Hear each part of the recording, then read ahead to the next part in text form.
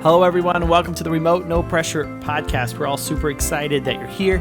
If this is your first time you've listened to us, welcome to our podcast, where we don't talk a lot of shop about fly fishing, but more about the philosophy of fly fishing. And we're super glad that you're here. Last week I spoke about my debacle with my spelling error and how on Monday mornings you may or may not receive a train wreck in your inbox with my emails. And I thought it was kind of funny, all the people that subscribed our mailing list because of that at remotenopressure.com. So thank you guys. Thank you very much. This week we have a great guest. You're all going to enjoy listening to Mr. Brian Kozminski. He is from Boyne, Michigan. He's the owner of True North Trout Guide Service. And he's going to tell us his story today about his journey from the streets of Grand Rapids, literally, into the back of a drift boat. Welcome to the podcast. Let's light the fire. All right, well, today on the Remote No Pressure podcast, we have a Michigander with us, which I'm really excited about, Mr. Brian Kozminski, also known as Koz to his friends. Thank you very much for joining us. My pleasure. I'm glad to be here.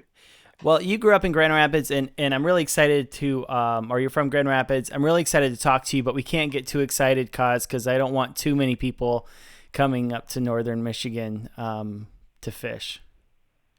I think the secret's out. There's a few people that make their way up north, and there's a lot of rivers within an hour of Grand Rapids, and that's why Grand Rapids is a cool town, because you can be on the Muskegon or the Pierre Marquette, or the Rogue has actually become a much better fishery than when it was when I was growing up. Except during the 80s, we had a phenomenal steelhead run that some of the old school guys remember. The steelhead, the Rogue was pretty good. Yeah. Well, let's talk a little bit about fly fishing. I mean, you're a fly guide up in northern Michigan. How did you ultimately decide to become a fly guide? Well, it kind of started. I was president for the Miller Van Winkle chapter of Trout Unlimited, and I would donate trips to Women's Resource Center, Habitat for Humanity, Father Fred Foundation, a variety of other nonprofit groups, because my experience was we need to introduce other groups to our natural resources, not just Trout Unlimited groups, because we already know what we have. That's why we're members of Trout Unlimited. Mm-hmm. So it made more sense to do that. I was also involved with Salmon in the Classroom with one of the local schools, and I was also fortunate that I had a assistant from the DNR, Heather Hedinger, was a fisheries biologist who would join me, and we would do salmon dissection with the kids in the school. And she said to me, you're doing more than just a couple of trips a year. You should probably get your license. And I said, yeah.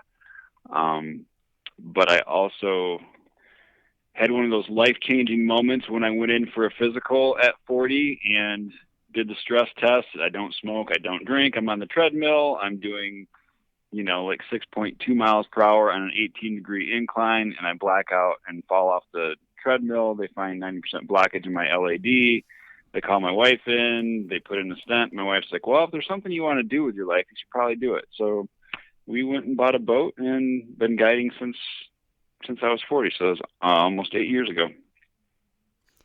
That's a phenomenal story. Now, what were you doing up until age 40? I am still in the restaurant business. I wait tables. I've been in management. I've bartended my whole life. Actually, in Grand Rapids, I was at the Chop House, the Sierra Room, Lewis Benton, the old Pearl Street Tavern and Chop House, and I cut my teeth in the service industry at the old Peninsular Club, setting up banquet rooms and parking cars as a valet. So made a lot of connections in the Grand Rapids upper elite class with some of the lawyers and doctors in town, and actually a lot of those guys I bump into today because I'm on Lake Charlevoix, and many of them have condos and cottages up here, and we cross paths every once in a while, so it's kind of ironic. Yeah, that is ironic. Why do you think? What was it about that incident with the heart thing and with your wife saying that? I mean, do you think you just had this reality that life is not going to go on forever, or what was it that? Well, at the same time, my father passed away not too many years before that, and he had a muscle condition where his muscles were atrophying, and he was a football player for West Catholic, so he was kind of a running back, strong dude. And after he passed away, I wish, the one thing that I wish I had with my dad was more time on the river with him. Everything that his last years, as he kind of withered away, he just couldn't do the things that we used to do when we were kids. And all of a sudden I got to watch my hero kind of like disappear in front of me. And I looked back and I knew where my passion was. This is kind of weird because it's all interweaved, but I quit drinking 16 years ago. And a lot of people think that I bring that out too easily and too forward. But at the same time, I replaced my addiction of alcohol with fly fishing, because I think we all get introduced to fly fishing around 9 or 10 years old, or fishing in general. We grow up, we fish for a while, obviously, and we get hooked on it. And then we go off to college, and then we learn about girls and beer and bars, and we do that whole thing. And then some mid-20s, late 20s sometime, we all realize that we're missing something. And for me, it hit me when I was 30, and I couldn't figure out what the missing puzzle piece was. And it was what really made me happy was being on the river and fly fishing. And it didn't matter where, it didn't matter how much we were catching, but it just mattered that I was on the river and enjoying nature, and that was my serenity. So I substituted my addiction with alcohol with fly fishing, and I jumped into it all the way. Wow. And how many years did you say it's been since you've... 16. And I only say that just because there's a lot of people out there that there's a few guys that are in the program, and we know each other, who we are, and we kind of like give each other the secret handshake and the nod, and we like to be on the river and hang out together because there's a certain camaraderie involved with that. And it's not every guide or everybody who's on the river is sitting around the campfire pontificating, drinking a scotch, and making great thoughts. Some of us are just going out having fun and enjoying what we love to do. Well, kudos to you. That's not an easy task.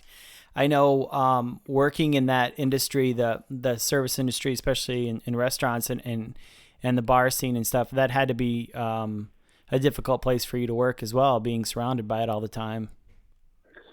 Thank you, but not really. It was like a light switch. I mean, I just knew that I was homeless. I was living on the streets in Grand Rapids, and honestly, I had the clothes that I had on my back and some clothes in my backpack, and I still kept a job. I had a lot of support from the people that I worked with at the restaurant at the time. I checked myself in, did all my stuff, and I never turned back, and I never regretted it, and I try to help out other people who are struggling with addiction, and that's the only reason why I bring it up, because I just got off the phone with somebody else not too long ago who's having troubles out west, and another guy in state, another guy I work with who's having other issues, and it's real. It's around us every day, and it deteriorates families, and it breaks up homes, and it's sad. Wow. Well, I really appreciate you sharing that. Have you seen other people affected by fly fishing in the same way that they've been able to replace addictions or been able to cope with life through fly fishing? A lot.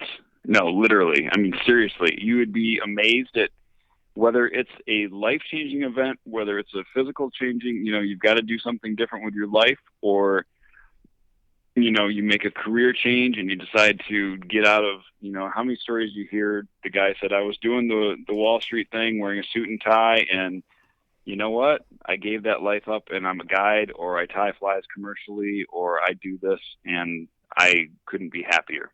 Mm-hmm. It's out there, and it's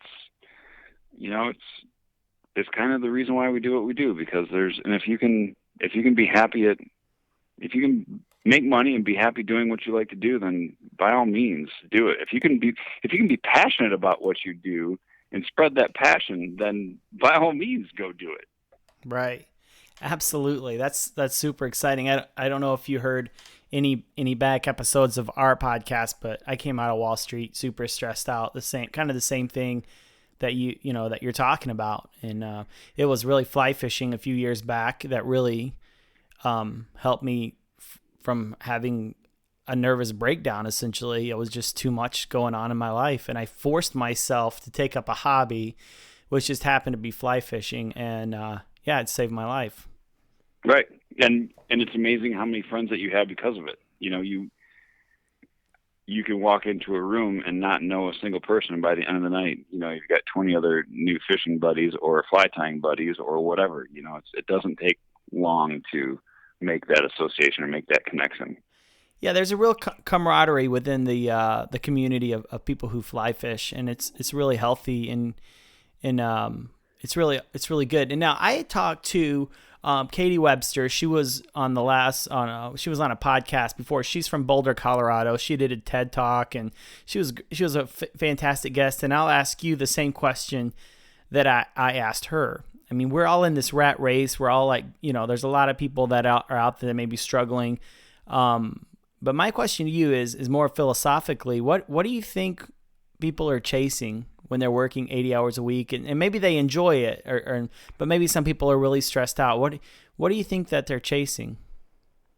When we lived in the city and it was a city life, it was keeping up with the Joneses and the neighbors, and it was always, I got to have more. I'm never going to be happy with the Beamer. I've got to get this bigger car. I've got to get the 740 IL, or I've got to get, a bigger boat. And we're honestly, we are so rich with what we have. We're such a spoiled society. When you go to other places, like right now, Puerto Rico, St. Martin, Key West, places we visited, and these people have they lost everything, and right. They just wish that they could have back a little bit of what they used to have. And we take so much for granted. We're such a disposable society that we're chasing Amy. We're chasing that high that we're never ever going to get again. That first time you got a brand new car and you could smell that new car, or your new house, or your new whatever.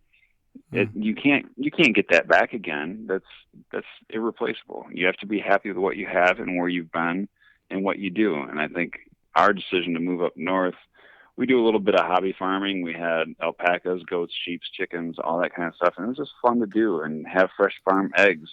There's nothing better in the world. Sometimes you got to simplify. Sometimes you got to take a step back and appreciate the stuff that we have. Right. Are you familiar with Mark Spitznagel by any chance?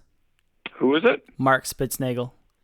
No, does not ring a bell. He lives up in Northport. He was a hedge fund manager. He has some goats, and kind of a crazy story, but he has some goats that he brought in from France and decided to create the real kind of deal like they do in France. So he takes these goats and he makes goat cheese. Idle Farms, IDYLL Farms is I believe the name of it. I don't know if you're familiar with him at all or not.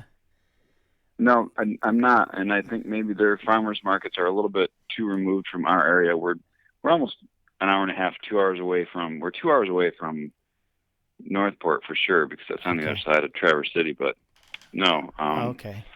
I was just curious. I was just curious if you knew him or not, because he was a hedge fund manager that has kind of chose the country life as well. So. Yeah, it's funny. Well, you recently sent me a video from Field and Stream. You were with Joe DeMalderas, who was a guest on our show, and you guys were fishing Joe D, Captain D. Yeah, guy's amazing. I love that guy. So he's very fun. He was always positive, energetic, upbeat. We fished through some torrential downpours and didn't see a whole lot of fish the first night, and the guy's always, he's like all of us. We're optimistic. Around the next bend. We're going to get it. So no. Yep, totally. So you were out fishing with him, and what we'll do is we can post that video up on our blog or website there. But when we talk about mousing, I mean, I was up on the Manistee a couple weekends ago. I didn't do any mousing, but we got into some good browns. And in the middle of the night, about 2 a.m., it sounded like a bear was rolling over in the river. And I'm pretty sure it was a brown trout, like mousing. I don't know. But can you tell us a little bit about... You know what? Last night I stepped outside the door and I texted a couple of my buddies downstate. One's in Lansing, and I was like, we should be mousing right now. And he texted back, for sure, because it felt like, it felt like that warm, humid 70-degree night. We need to be on the river. Yeah. But we weren't, but we should be. Well, tell us a little bit about that. I mean, has it been a tradition in northern Michigan, the mousing thing, and how did you come about becoming so passionate about it, Kaz? I think the night fishing thing in general has been popular up north for a long time. I know my dad, when he was young, as soon as he got out of school on a Friday night, would race up north because we had property in Boyne Falls, and he couldn't wait to go fish the Boyne Falls pond, which is part of the Boyne River. And he would catch enormous browns. And they were using, the old like Houghton Lake specials and stuff like that. Not technically mousing, but I think there's something about that fly that still presents a wake and a presence in the river that lets a fish know, especially a predatory brown that has the extra mirror in his eyes and can see at night better than anything else. And he hones in on that. And it's also the hex thing. So, you go out on a hex night, we set up camp on whatever bend and have dinner or read a book and have a cigar or whatever and wait for the hatch to happen. If the hatch doesn't happen, we're hexing or we're going to mouse our way out. You've got to throw something and see if anybody's interested. Mm-hmm. Here's the next question, though. Is it really mousing or is it frogging? You tell us. What do you think? No, I don't know. I mean, I know when I walk along the riverbank, I'm kicking up a lot more frogs than I am mice. Mm. And I think that we do, the trout's in the same category. They're looking for a quick, easy, big meal. And I think they're taking in more frogs than they are mice in northern Michigan. Obviously when they cut open a belly on a rainbow trout up in Alaska and they've got 20 small mice or voles in them, they're eating them because they're migrating and they're moving across the river.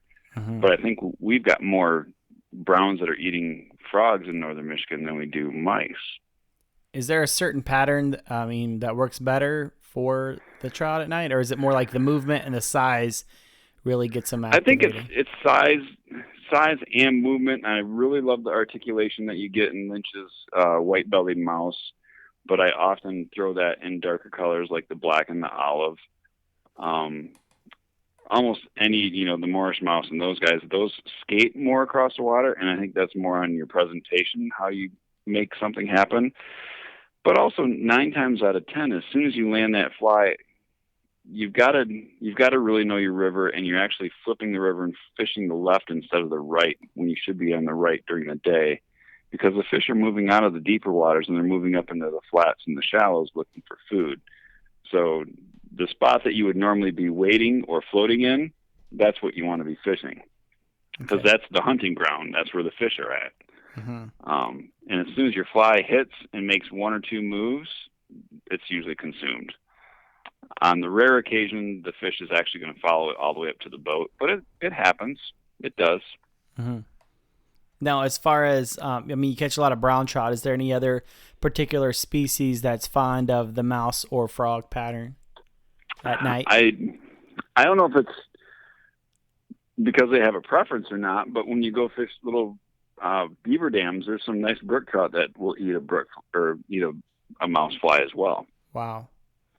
A lot of guys will say that brook trout tend to disappear as soon as it gets dark. Well, smaller ones will, because if they don't, then they're going to get eaten by the bigger browns that come out.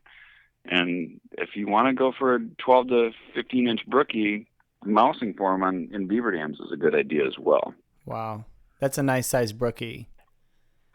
This year's been the water. I think the water levels have been up. We've had these great winters with a lot of snow, and this summer definitely did not have, 2 weeks ago with the 90-degree heat was the first time we saw 90 in northern Michigan. Mm-hmm. And it's all the rivers and all the lakes are up.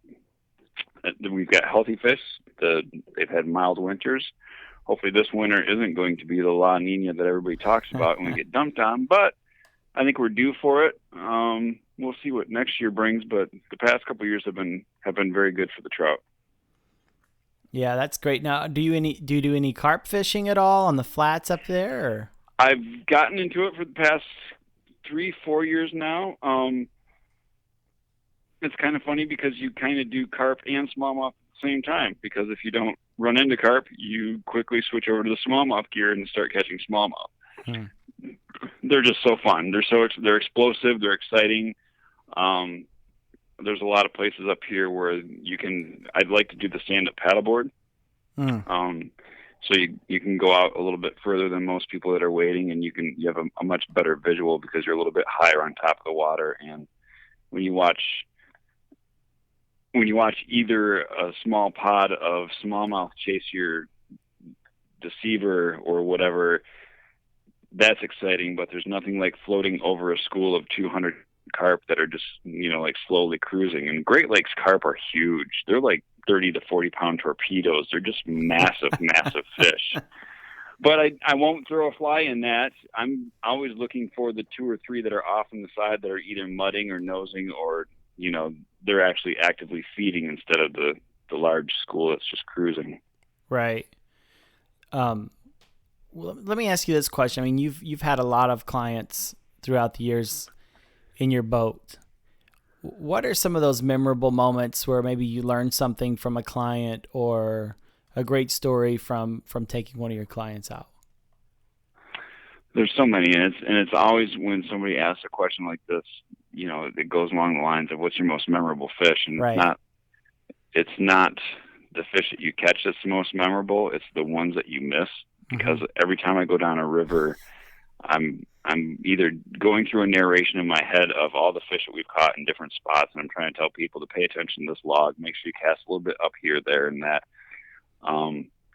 But 2 special instances I can think of in the past year, we caught this one gorgeous daytime brownie, and it was during the hex season. Regular client of mine who owns River Traditions downstate. He does the fly boxes where they etch your name and stuff on them. So he always goes fishing with me, and we came around a bend and we saw this one daytime riser tight to the bank. He shouldn't have been out there. He hooked into him. It was a pretty good fight because he had his 4-weight and it was a 22-incher, and I didn't have a net. So we had to both jump out of the boat and walk the fish over to a nice safe spot, get him out, get 2 seconds of quick video and let the fish go. And we caught that fish again a couple days later, same spot, same thing. And that's kind of cool. That's always super memorable. But one of the other moments was George Daniels from down in Pennsylvania sent a client up here to do some streamer fishing, and he told him to look up me and a couple other guys. I happened to be available, so I took him out, and I learned more from that client that day because he just spent the past couple days doing the nymphing technique classes with Mr. Daniels, and I quickly went out and bought myself a 10-foot 4-weight rod and absolutely love. I mean, we do the nymphing thing out west, but when you do it in Michigan, we have so much wood. There's so much wood. All you do is you're tying and retying, and you're losing, copper johns and all these little special beaded nymphs. But it's a very, very effective technique in the right water. That's great. That's a great story. Now, it was just fun watching him systematically work the water like you're supposed to. You could see in his mind he had a grid and a zone, and he made short casts, and he worked each of them. He took 2 steps and worked them, and he caught more fish in like this 20-yard section than I've ever seen. Nothing huge. None of them were huge, but he caught a half a dozen fish that were between 8 and 12 inches in water that you would normally just blow right by. So I was very, very blown away in my eyes. It was one of those aha moments where you're just very, very much aware of situations. Yeah, that's great. Now, you're also very active with Trout Unlimited. Are you still active with them, Brian Koss? I volunteer as much as I can, do a lot of the river cleanups. I stepped down from my president position just because as a guide, I didn't want things in my chapter to be revolved around me and my businesses and what I do. But yes, I definitely stay involved, and I partake in any events that we have going on, river cleanups, and definitely spread the word. and do fly tying classes and all that kind of stuff, and trying to get more youth involved in the outdoors. I think we have to, especially with the salmon in the classroom, having that in so many schools in Michigan. If we would have had that when we were kids, holy cow, my life would have changed. But we set up a different program in Petoskey. One day a month, I go into the school and we spend the afternoon. One day we do what is a watershed, and we talk about Trout Unlimited and how important it is to take care of our ecosystem. The next time I go in and we do a fly tying, everybody gets to tie a fly. We do, either a woolly bugger or some kind of marabou streamer, and they take them home and they show mom and dad and they talk about it. And then we visit the Watershed Council in Petoskey, the Tip of the Mitt Watershed Council. We do a in-house class dissection, and we do a stream cleanup day. So these kids are, actively involved with the Bear River, and they know what's going on with everything in the ecosystem around it. So they walk away with not only knowing about the life cycle and the history of a salmon, but they learn the importance of a clean environment in the river that feeds that life cycle. Now, is salmon in the classroom only in Michigan, or is it throughout the United States, Koz?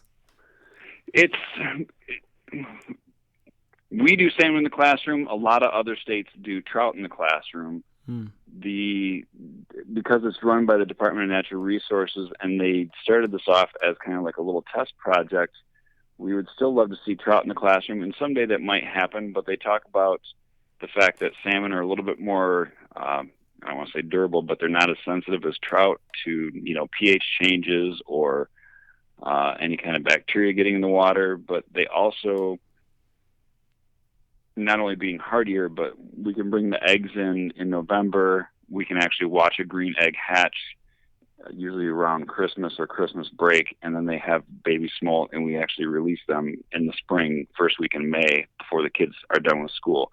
So it works out perfectly with the calendar school year, as opposed to, browns and brookies are in the fall and rainbows are in the spring.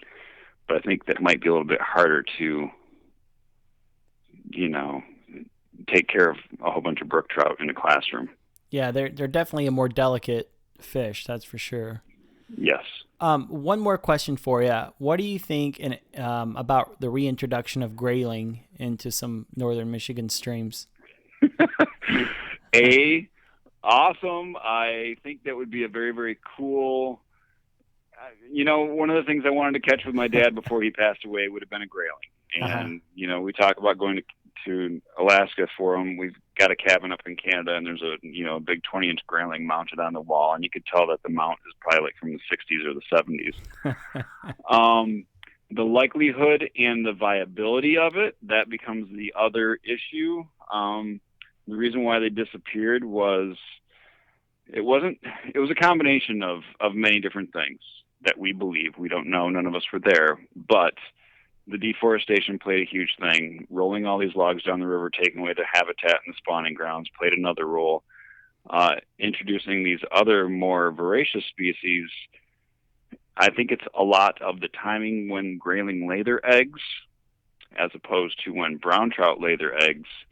And I think that brown trout are in the fall. Actually, I'm positive of that. But I think that grayling are in the spring.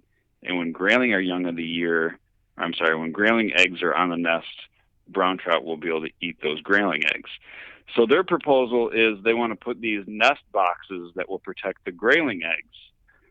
Yeah, that will work for a certain amount of time, but once those little baby 2-3 inch grayling are running around, there's a 4-inch brown that's going to be able to eat them.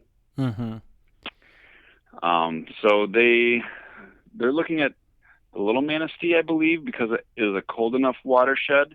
Mm-hmm. We would really love to see the Jordan as an option because the Jordan's super cold too, but I think that they like the sanctuary that it provides right now for natural reproduction of coho. We've got a large amount of coho in the Jordan River that reproduce. So, but the Jordan has a lot of small tributary cold water feeders in it, and that's kind of what they would need to look for. But it's going to be competition of other species we'd love to see it, but I don't know if it's going to happen. You don't think it's super viable? Not in the long run. I don't. I mean, I don't. We've done too much to Mother Nature and messed up the balance. I don't think that we can ever get that balance right. Yeah. Well, that's good to hear, because I was really excited about grayling coming back, and now I'm just kind of like, well, it'll be fun for a bit. But you just popped my bubble, Kaz. I appreciate that. No, it will be, and we'll still be able to go. I hope we can go catch one. I hope that they'll be of a certain size where they'll be pretty enough, and we can actually smell the thyme aroma that they talk about.